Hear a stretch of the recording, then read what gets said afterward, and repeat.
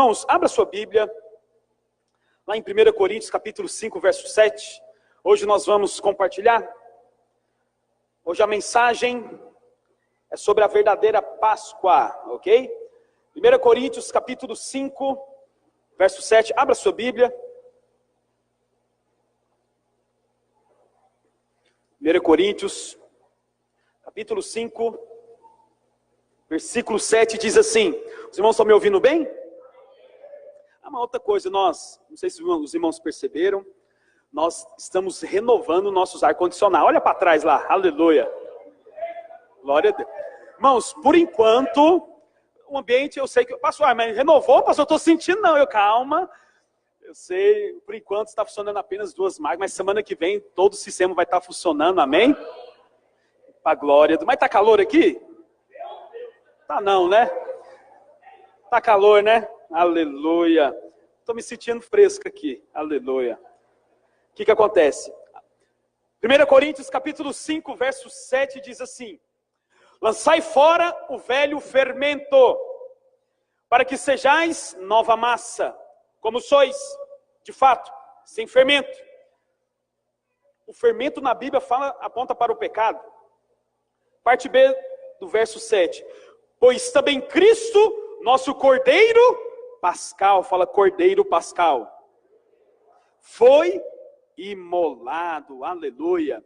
Irmãos, o apóstolo Paulo diz que o nosso Cristo, o nosso Senhor, é o Cordeiro Pascal. Desde a abertura, os irmãos falaram aqui a respeito da Páscoa, a respeito de ressurreição. Tivemos a apresentação aqui a respeito da Páscoa. E hoje eu quero compartilhar sobre a verdadeira Páscoa. Se você não sabe, a palavra Páscoa significa, não é chocolate, não é laca, não é Nestlé, não é, aleluia. Isso é muito bom. Mas a palavra Páscoa quer dizer o quê? Passagem, ok? Pastor, e onde está a origem da Páscoa? E por que desse nome, passagem? O que isso tem a ver? Hoje eu quero compartilhar com você, eu quero pregar, não quero dar aula, talvez você tentada dar aula para você, mas eu quero compartilhar o porquê da Páscoa, a sua origem, a história da Páscoa. Na tradição judaica, lá no Velho Testamento, a história começa há muito tempo atrás. Se nós formos somarmos os anos, em torno de 3.500 anos atrás. O que aconteceu nesse tempo? A Bíblia diz que o povo de Israel, eles estavam escravizados por Faraó, no Egito. Nós sabemos que o Egito aponta para o mundo. E Faraó é um tipo do diabo. Então o povo de Deus ficou 430 anos na escravidão. Imagina isso, gerações se passaram. Falei sobre isso algumas semanas passadas. O povo de Deus escravizado, debaixo do Egito, e sobre o governo de Faraó. Mas interessante que Deus ouviu o clamor do povo. Houve um dia que os hebreus, o povo de Deus, começou a clamar. E o clamor deles chegou aonde? Aos céus. Quantos creem que o seu clamor chega no céu? Fala para o seu vizinho, você crê que o seu clamor chega no céu? Ah, pastor, eu não sei se eu creio. Sou muito errado, sou muito pecador, mas calma. Deus ouve os seus filhos. Quer dizer algo para você nessa noite. Deus ouve a sua oração. Mas Deus não é um Deus pacífico. Talvez nós temos uma ideia de Deus, um Deus muito ocupado, um Deus pacífico. Coloquei uma mensagem hoje, compartilhei com muitos irmãos, que quando Deus entra na história, Ele não entra apenas para observar a história. Quando o Senhor entra em algo, Ele entra para mudar a história. Eu louvo a Deus pelos irmãos que gostam de jogar bola. Você sabe, meu irmão, não existe competição santa. Quem gosta de ganhar aqui? Quem gosta de perder diz amém. Meu Deus. Ninguém gosta de perder. Eu louvo a Deus pelos irmãos que às vezes jogam bola aí. Você sabe, na hora do jogo não tem competição. Às vezes uns, não vou ficar calado, aleluia. Deixa de ser crente, mas tudo bem, olha para cá. Mas eu gosto dos irmãos que quando eles entram na coisa, eles entram para mudar o jogo. É muito glorioso alguém que entra numa partida e decide a partida, não é, irmãos? Não, oh Deus. Mas é. Você sabe, meu irmão, Deus, quando Ele entra numa partida, você sabe, a partida já é ganha em Deus. Mas quando Ele entra para manifestar a sua glória. O Espírito Santo quer entrar na sua história. O Espírito de Deus quer entrar na sua vida, para mudar certas coisas. Deus não é pacífico, Ele não fica apenas observando. Muitas pessoas leem aquele versículo que Deus está buscando os adoradores. Estão olhando, talvez você tenha ideia que Deus só está olhando, só está observando, Ele está anotando na agenda, Marianinha está adorando, essa aí eu vou chamar. Não, quando o Senhor olha para você, Ele quer entrar na sua vida. Posso ouvir um amém seu? Então o que acontece? O povo clamou, o Senhor ouviu, e Deus levantou Moisés. Moisés foi um homem de Deus, levantado pelo Senhor para libertar o povo. E Moisés, ele chega diante de Faraó. Você sabe, meu irmão, a Bíblia fala das 10 pragas. Já vou falar apenas da 10ª praga. Mas Deus deu uma ordem para Moisés. Falou: Moisés, você vai chegar em Faraó e vai falar para Faraó: deixa o meu povo ir. Mas você conhece a história? Faraó endureceu o seu coração. O próprio Deus endureceu Faraó. Que coisa, né? O próprio Senhor endurece o coração de Faraó. E Faraó se recusa a libertar o povo. E fica nessa questão: liberta ou não liberta? Liberta ou não? Mas com isso Deus começa o quê? A dar ordem a Moisés para que lance as pragas do Egito. E Moisés, ele enviou o quê? 10 pragas. Fala 10 pragas. E apesar de todas essas pragas, Faraó manteve um coração endurecido. Então Deus declara sobre a 10ª praga. E a 10ª praga, não sei se você sabe, era a praga do anjo da morte. Mas eu quero ler com você antes disso, eu quero ler com você, lá em Êxodo, capítulo 12, verso 1 ao 14, projeta para nós. Mas essa praga não era apenas mais uma praga, a 10ª. Essa praga estaria sendo inaugurada, o que conhecemos hoje como Páscoa. Presta atenção nisso. Então a Páscoa vai iniciar a partir da 10ª praga. Olha o que diz Êxodo capítulo 12, verso 1 ao 14, diz assim: disse o Senhor a Moisés e a Arão na terra do Egito: este mês vos será o principal dos meses, será o principal mês do ano.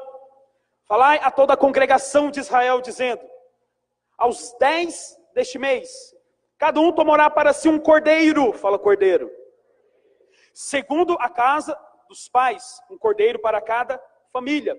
Mas se a família for pequena para o cordeiro, então convidará ele o seu vizinho mais próximo, conforme o número das almas, conforme o que cada um puder comer. Por aí calculareis quantos bastem para o cordeiro. Verso 5. O cordeiro será sem defeito. Fala, sem defeito. Repete comigo: macho de 1 ano.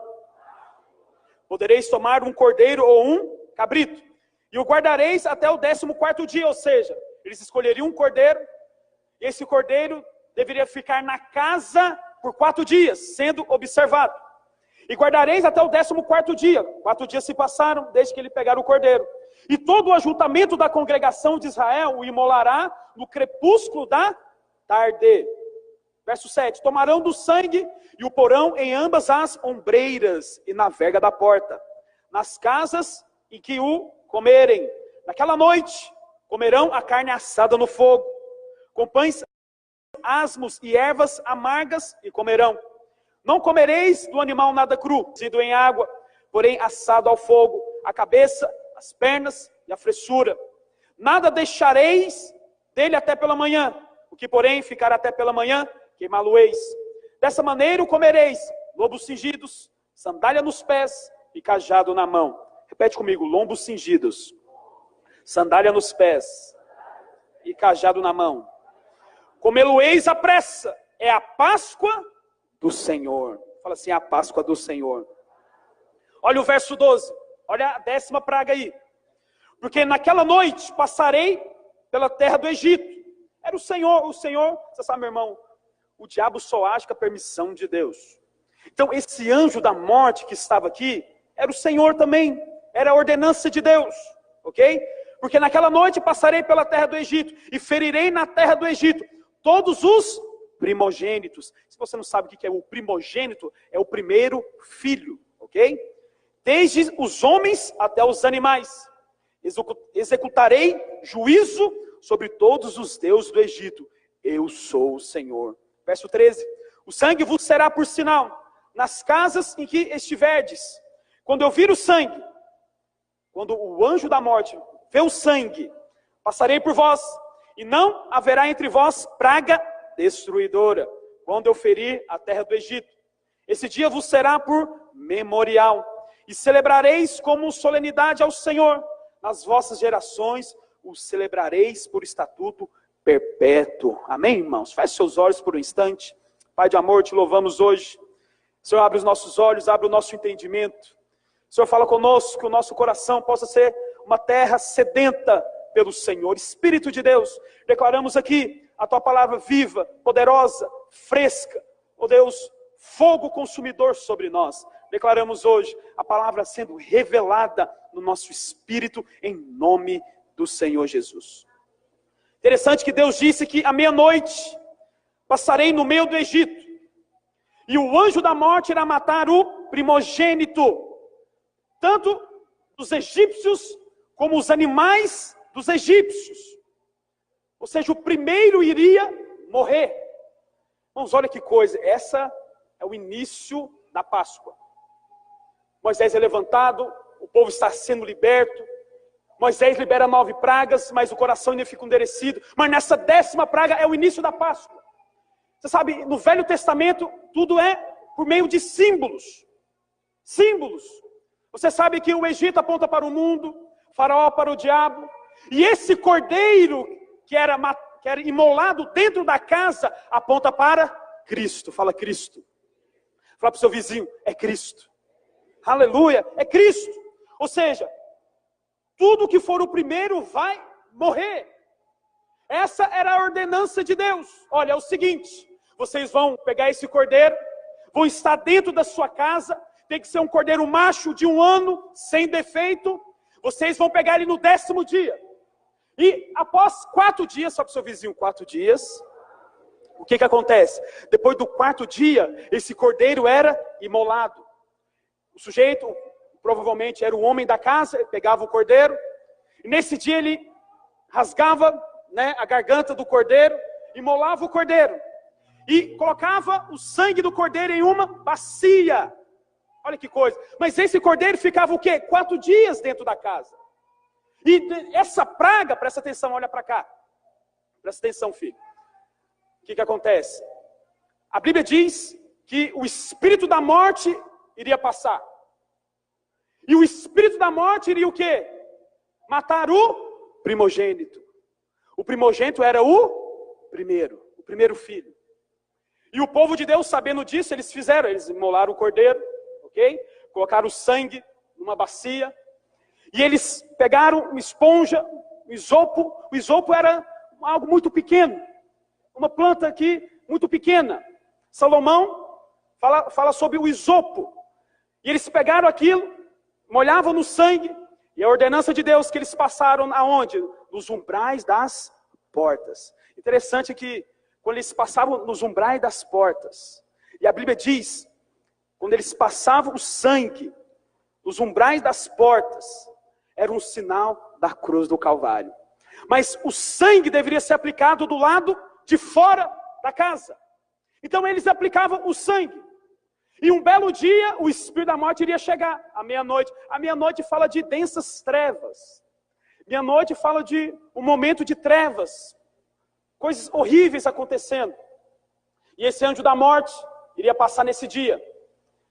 Algo interessante acontece aqui, meu irmão. Você sabe que lá no verso 7, projeta para nós o verso 7. Mas para os filhos de Israel, nenhum primogênito iria morrer, porque o sangue estaria nos umbrais das portas. O verso 7 diz assim: tomarão do sangue e o porão em ambas as ombreiras e na verga da porta. Na ombreira e na verga, o sinal da cruz. Ok? Nas casas em que o comerem. Olha que coisa poderosa. O sangue era colocado do lado de fora da casa.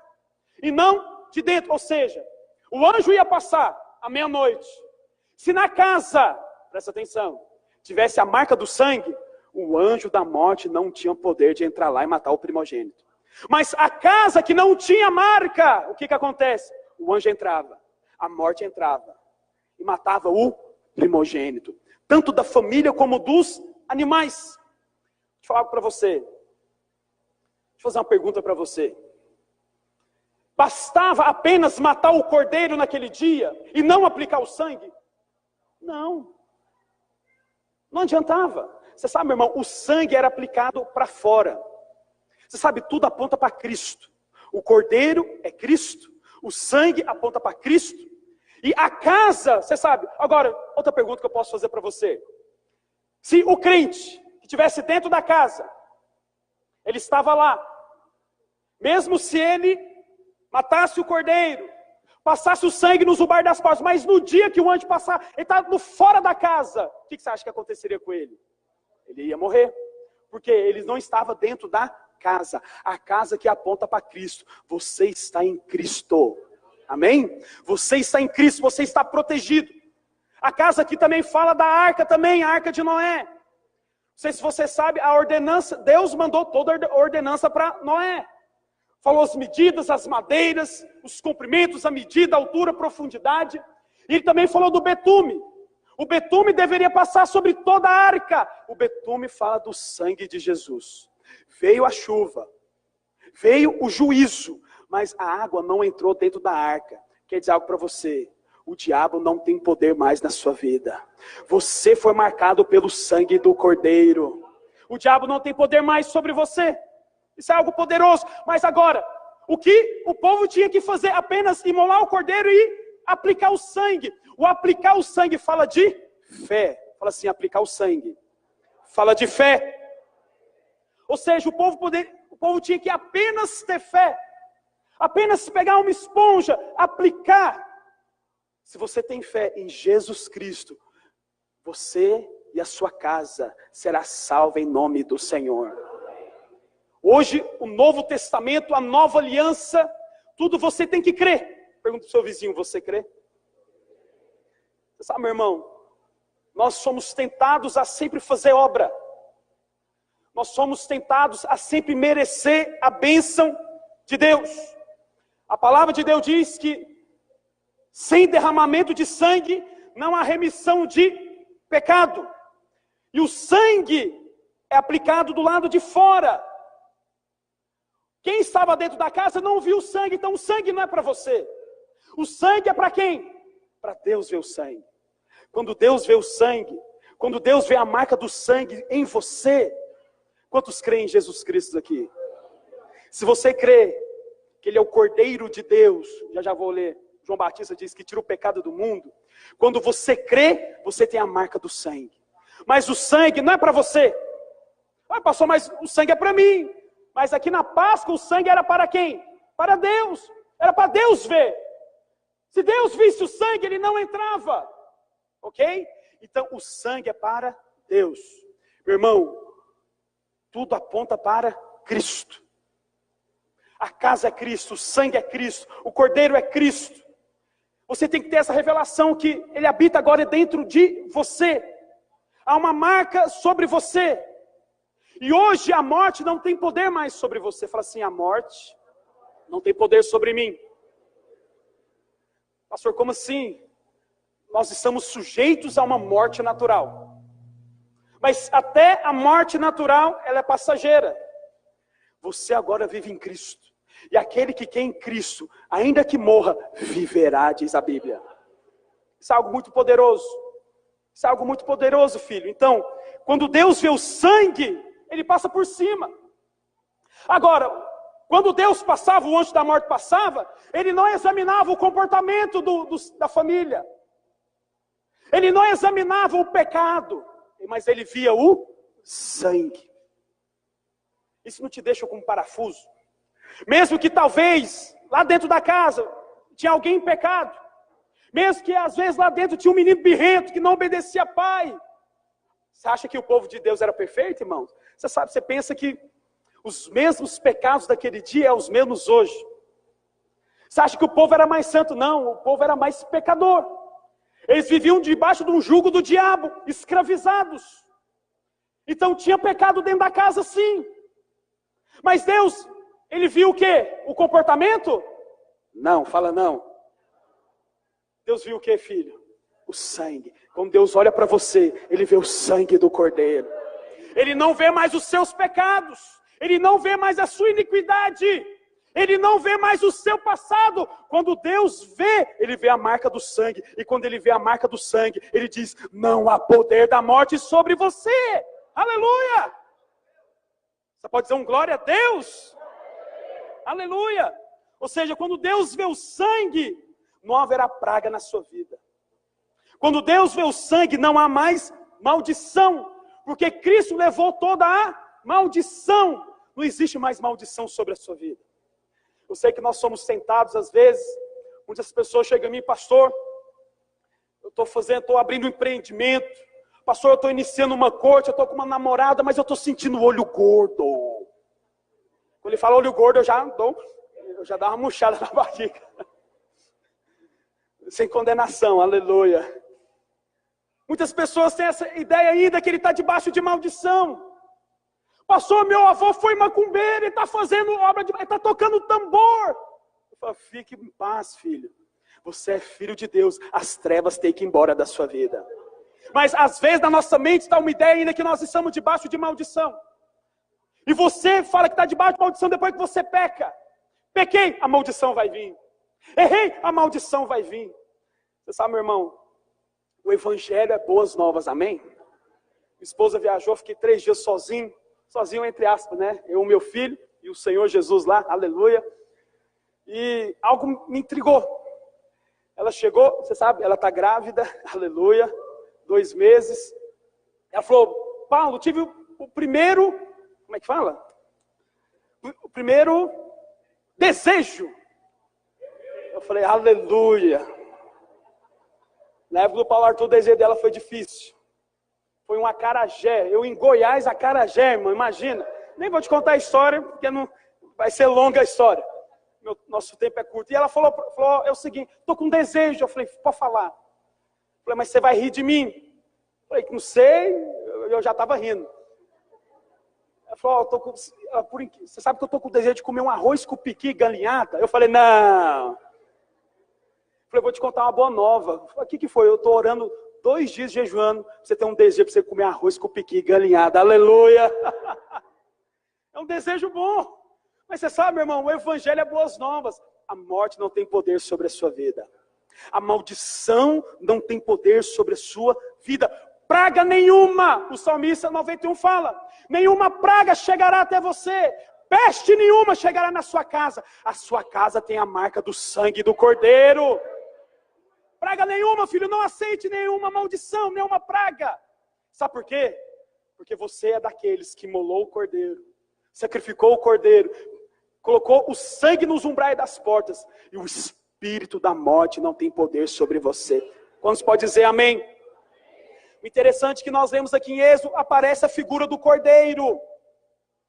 A Bíblia diz, acabamos de ler aqui em Êxodo capítulo 12, que cada família pegaria um cordeiro, apenas de 1 ano, macho, sem defeito, apenas 1 ano.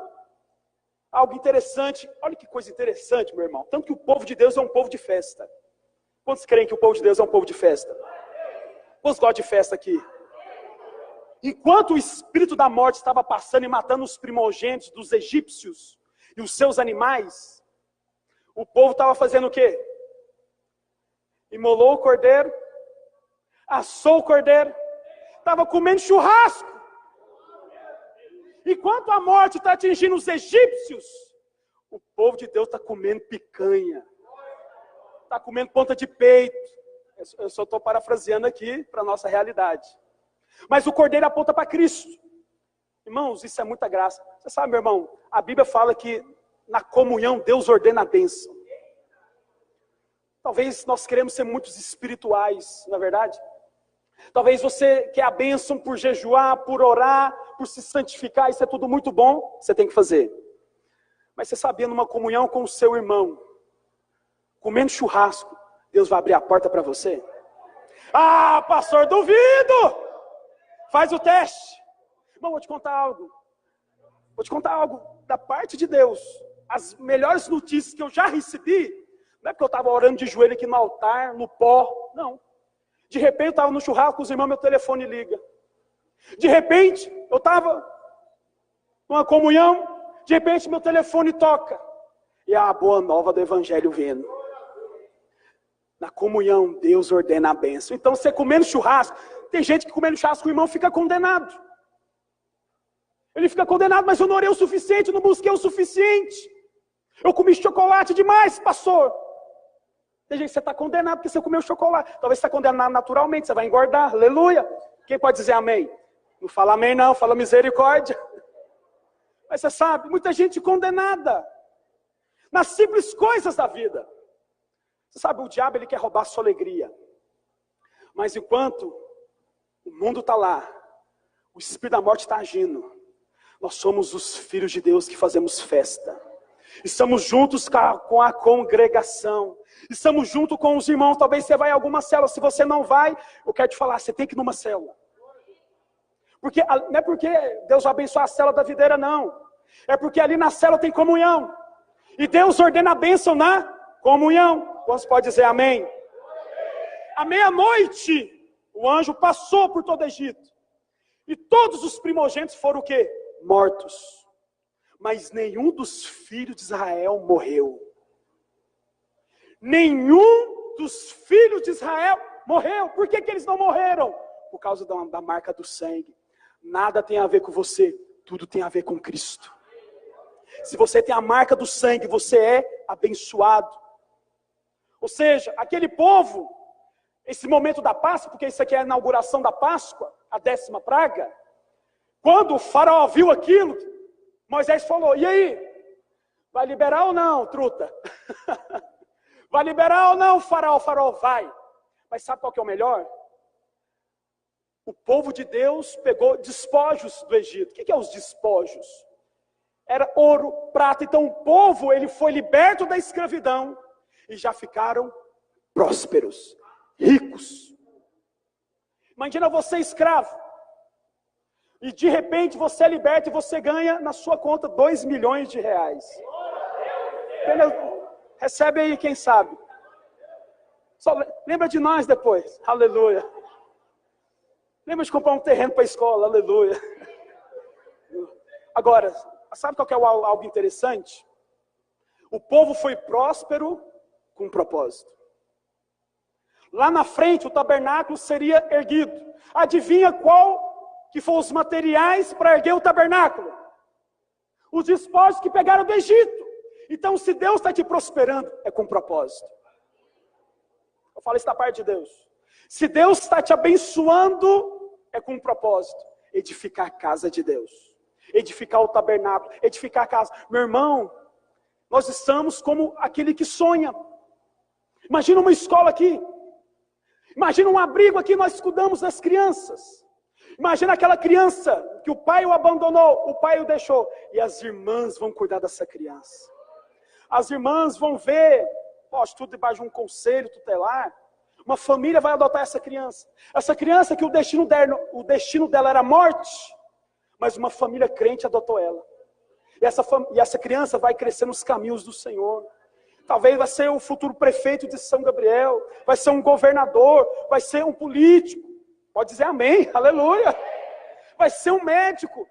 Irmãos, Deus quer mover algo sobrenatural nesses dias. Eu estou como aquele que sonha. Imagina um abrigo, uma escola. O seu filho sendo cuidado com princípios da palavra. Eu quero que o Senhor coloque isso no seu coração, meu irmão. Que esse sonho não seja apenas um sonho nosso, mas o sonho da igreja. Posso ouvir um amém? Aleluia. O que acontece? O povo agora estava livre. Então Páscoa significa o quê? Você lembra? Passagem. Eles estavam escravizados debaixo de Faraó, do Egito. Agora eles foram o quê, irmãos? Libertos. Libertos de toda escravidão. Fala assim, eu fui liberto de toda escravidão. Aleluia. A partir de então essa data foi o quê? Comemorada. Que coisa interessante.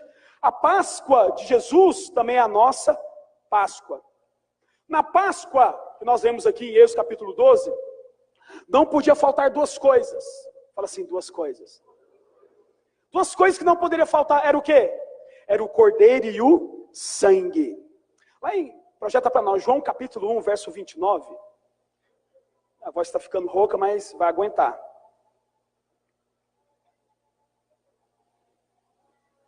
João capítulo 1, verso 29 diz assim: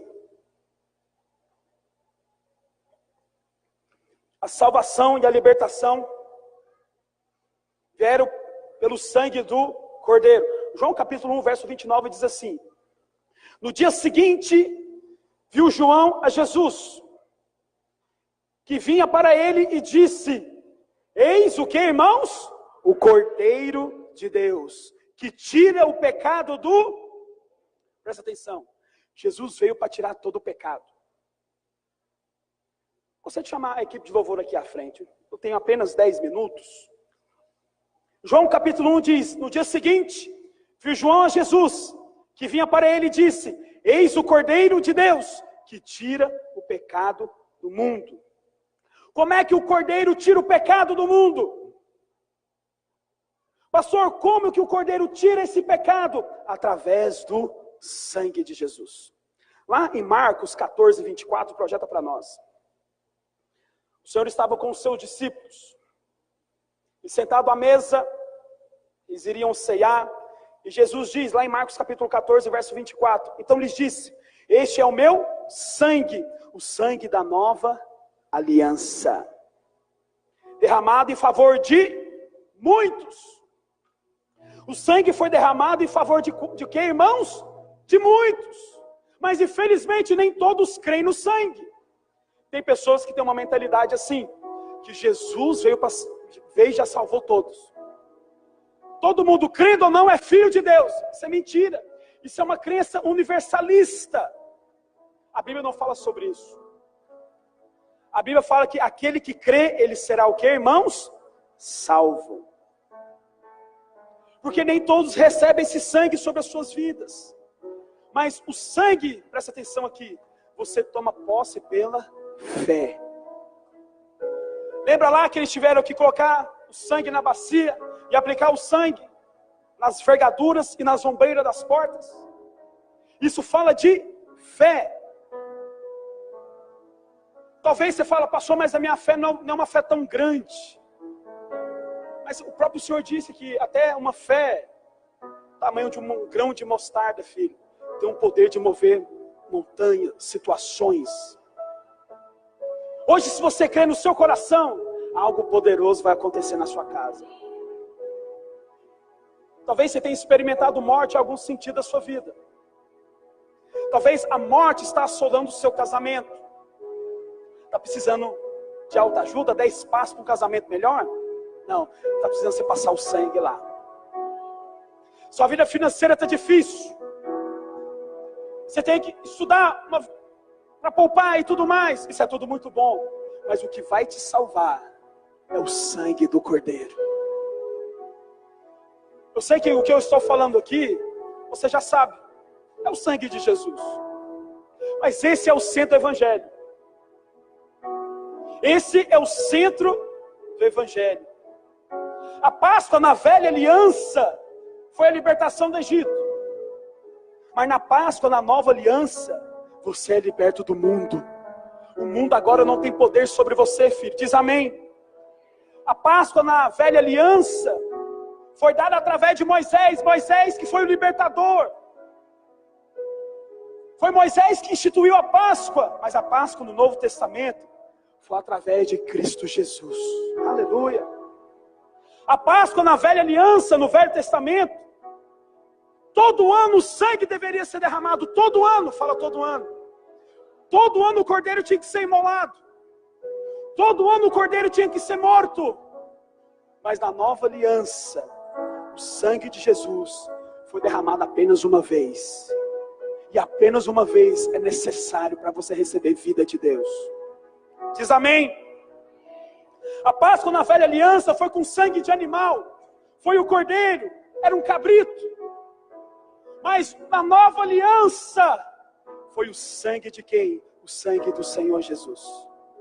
Lá em 1 Pedro, capítulo 1, verso 19 e 20, abra sua Bíblia. Estou encerrando. 1 Pedro, capítulo 1, verso 19 e 20, diz assim: mas pelo precioso sangue, como de cordeiro sem defeito e sem mácula, o sangue de Cristo, conhecido com efeito antes da fundação do mundo. Presta atenção, o sangue foi derramado antes da fundação do mundo, porém manifestado no fim dos tempos. Cristo foi a profecia que se cumpriu. E a Bíblia diz, deixa eu terminar de ler aqui, por amor de quem? De vós. Fala assim, por amor de mim.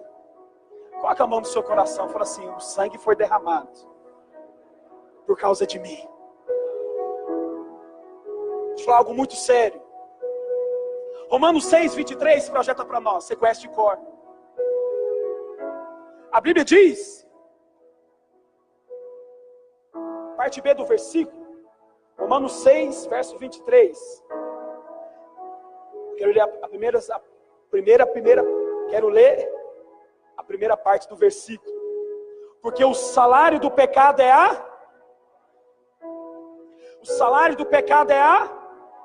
presta atenção. Aquele que peca, qual que é o salário dele? A morte. Romanos diz, mas a morte não teve poder sobre Jesus. Sabe por quê? Porque ele viveu uma vida sem pecado. Posso ouvir um amém? A morte não teve poder sobre Jesus, mas presta atenção. Antes nós éramos o quê? Filho das trevas. A Bíblia diz, presta atenção, olha para mim. A Bíblia diz que você era filho da perdição. Vamos parafrasear aqui. Você tinha casado com o diabo. É um exemplo, sim. Você tinha pacto com ele. Agora, na lei, o que a lei diz? Para ter divórcio, alguém tem que morrer. Não é verdade? Posso ouvir um amém dos irmãos? Calma, fica com medo não. Pera aí que eu tenho uma boa mão, vou chegar lá. Alguém tinha que morrer para o casamento acabar entre você e o diabo. Como você não consegue morrer, quem que consegue morrer? Você não consegue morrer. Morre agora. Não morre. Não morre. O diabo também não morre. E aí, como é que fica a história? Alguém tem que morrer para esse casamento acabar. Mas sabe o que aconteceu? A obra da cruz é dois princípios: inclusão e substituição. Cristo morreu no seu lugar. Cristo é o seu representante. Você está em Cristo. Quantos estão em Cristo?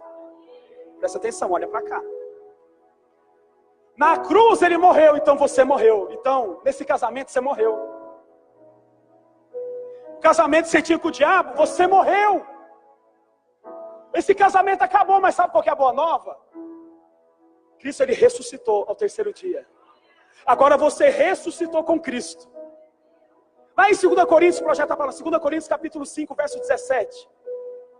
Agora você está em quê? Em Cristo. A obra da cruz é uma obra inclusa. Você foi incluído em Cristo. E o apóstolo Paulo fala, olha, se alguém está em Cristo, é nova criatura. Agora o casamento entre você e o diabo, houve um divórcio, porque você morreu. Agora, filho, adivinha com quem você vai casar? Jesus é o noivo, você é a noiva. Vai ter um dia que ele vai vir buscar a sua noiva. Ele vai vir te buscar. Agora você está casado com ele. Você está amalgamado com ele. Porque se alguém está em Cristo, é nova criatura. As coisas antigas, o que, irmãos? Passaram. O seu passado passou. A sua velha vida já foi morta na cruz. Lembra que a obra da cruz é dois princípios, inclusão e substituição? Você foi incluso na morte. Mas Jesus, presta atenção, Jesus pecou? Não. Mas ele recebeu todo o pecado sobre ele. A Bíblia diz, o salário do pecado é a morte. Então, para vencer a morte, tem que vir alguém e não pecar. Ele morreu, ele desceu ao inferno, pegou as chaves do inferno e da morte. Sabe por que ele teve poder de pegar as chaves do inferno e da morte? Porque dele não havia pecado.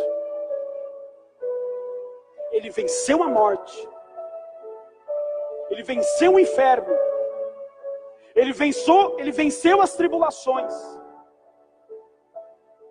Sabe por que Jesus na cruz disse: tenho sede? A Bíblia diz que o cordeiro, você sabe, no Velho Testamento tudo aponta para Cristo, presta atenção. Não tinha que assar o cordeiro no fogo, churrasco, amém? Aleluia, glória a Deus, fala glória a Deus. Jesus disse: tenho sede. Você acha que ele estava com sede? Você acha que na hora de morrer falou: estou com sede, me dá um Sprite gelado com limão de preferência? Você acha que era essa sede que ele tinha? Não. Sabe por quê? O fogo estava vindo sobre ele. Mas era o fogo do juízo, da ira de Deus. A ira de Deus veio sobre Jesus, o seu filho. Por que que a ira veio sobre ele? Porque ele se fez pecado. Deus não tem comunhão com o pecado. O fogo, a ira de Deus veio sobre Jesus. Por isso que ele disse: tenho sede, porque o fogo estava vindo sobre ele. Mas essa é a boa nova do Evangelho. Agora Deus, estou encerrando, Ele está satisfeito. Agora, se Cristo, presta atenção, Ele ressuscitou, nós também estamos inclusos nessa obra. Quantos estão inclusos na obra de Cristo? Há muita coisa nesse tempo presente vai ressuscitar dentro de você. Muitas coisas vão ressuscitar, sabe por quê? Muita coisa se perdeu. Irmãos, o povo estava escravizado 430 anos. Eles perderam muito tempo. Eles perderam muita coisa. Mas a obra de Cristo é uma obra que você está inclusa nele. O Senhor quer ressuscitar muitas coisas dentro de você. O Espírito Santo fala forte ao meu coração. É tempo de você experimentar a ressurreição no seu coração, filho. Estamos vivendo os últimos dias dessa terra. A vida do Senhor é muito breve. A cada domingo nós estamos no nosso culto. A cada célula, o que você está fazendo na célula? Imolando o cordeiro, declarando o sangue dele sobre a igreja. Lembra que o cordeiro era sem mácula, sem ruga? A igreja também é sem mácula e sem ruga. Sabe por quê? A igreja está em Cristo. Quando Cristo olha para você, não tem ruga, irmã. Cadê as irmãs? Aleluia. Aleluia. Quando Deus olha para você, vou repetir de novo, foi um sacrifício perfeito. Quantos creem? O sacrifício de Jesus foi um sacrifício perfeito. Esse mesmo sacrifício está em você. Habita dentro de você. Você tem que crer apenas no sangue agora. Agora você apenas tem que aplicar o sangue. Aplica o sangue no seu casamento. Aplica o sangue na sua vida financeira. Aplica o sangue no seu ministério. Aplica o sangue na sua família. Você tem que aplicar o sangue, filho. Pastor, como é que é isso? Apenas crê. Se você crer, você vai ver a glória de Deus. Nós somos novas criaturas, tudo se fez novo. Por que se fez novo? Porque Cristo, Ele ressuscitou. Se hoje o Espiritismo foi criado por Allan Kardec, não sei o ano que ele morreu, mas se você for lá, no lugar onde ele está lá o dia do nascimento e o dia da morte, e se fizer exumação tem os ossos, você foi cremado. Maomé, aquele que criou o islamismo, ele morreu. A tumba dele está lá, os ossos estão lá. Buda, estou falando de várias religiões aqui, morreu. É um Deus, é o Deus deles, está morto. E lá tem a sepultura dele. Shintoísmo, hinduísmo, tantas religiões. Mas se você for lá, no lugar onde Cristo foi colocado o seu corpo, na tumba, se você entrar lá está escrito: Ele não está aqui, Ele ressuscitou! Esse é o seu Deus. Ele não está morto, filho. Ele vive, ele ressuscitou. A tumba está vazia. A morte não tem poder sobre Jesus. É Jesus que tem poder na morte. É você. Presta atenção.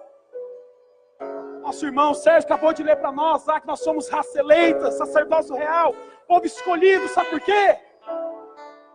Porque você venceu a morte. Se você venceu a morte, se Jesus venceu, você também vence a morte. Sabe o que você vai fazer hoje? Você vai aplicar o sangue. Você vai aplicar o sangue, você vai declarar: a morte não tem poder sobre mim. A morte não tem poder no meu coração. Eu estou incluso em Cristo. O salário do pecado é a morte, mas eu fui agora justificado. Quando Deus olha para mim, Ele não olha os meus defeitos. Viu, meu irmão e minha irmã? Deus não vê o seu pecado. Deus não vê a sua iniquidade.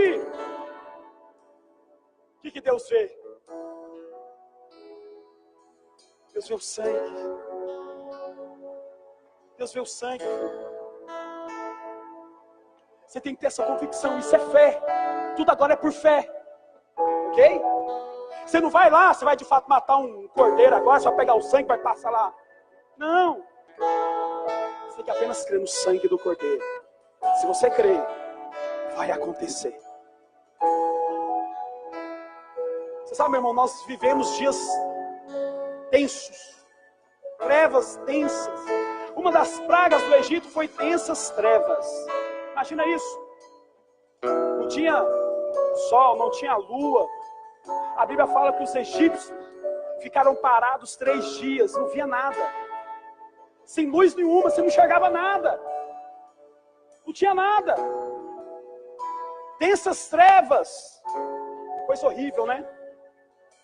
Mas Jesus, 3 dias foram densas trevas no Egito. Mas basta 3 dias para o Senhor mudar a sua história. Passou 3 dias. Ele ia ao inferno, fazer a sua obra, que é perfeita. Agora está à direita de Deus Pai. A obra já está completa. Durou 3 dias. A Bíblia fala que Jesus, ele entrou na morte. Não sei te explicar isso. Acho que teólogo nenhum sabe explicar isso. Alguém que entra na morte. Você acha que Jesus foi morto, né, pelos romanos, pelos soldados? Você acha que foi a flecha? Você acha que foi os cravos? Não foi. A Bíblia fala que Jesus, ele entrou na morte. Ele entrou. Se ele entrou na morte, mas ele ressuscitou, hoje você está com ele. O seu passado morreu. O velho homem morreu já. Esse pecado que você está lutando com ele dia após dia, talvez pornografia, adultério, não sei o seu pecado, já foi crucificado no madeiro. Esse seu pecado já entrou na morte, ele está morto.